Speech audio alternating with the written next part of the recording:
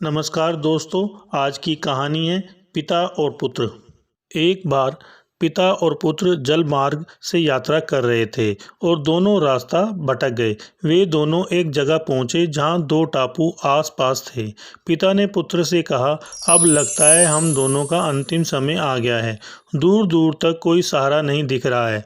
अचानक उन्हें एक उपाय सूझा। अपने पुत्र से कहा कि वैसे भी हमारा अंतिम समय नज़दीक है, तो क्यों ना हम ईश्वर की प्रार्थना करें। उन्होंने दोनों टापू आपस में बांट लिए, एक पर पिता और एक पर पुत्र, और दोनों अलग अलग ईश्वर की प्रार्थना करने लगे। पुत्र ने ईश्वर से कहा, हे भगवान, इस टापू पर पेड़ पौधे उग जाएं, जिसके फल फूल से हम अपनी भूख मिटा सकें। प्रार्थना सुनी गई। तत्काल पेड़ पौधे उग गए और उनमें फल फूल भी आ गए।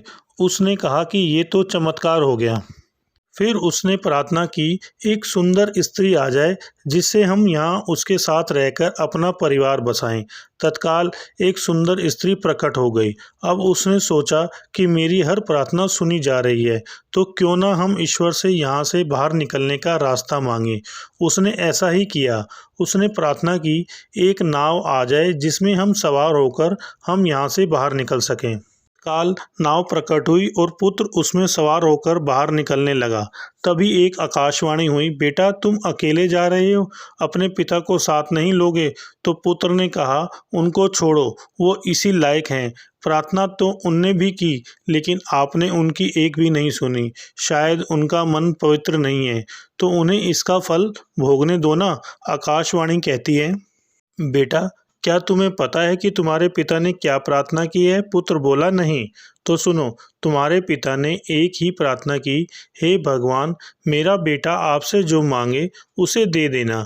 यह सब सुनकर बेटे को पश्चाताप हुआ कि फिर वह अपने पिता के पास गया, उन्हें भी अपने साथ नाव में बिठाकर चल दिया।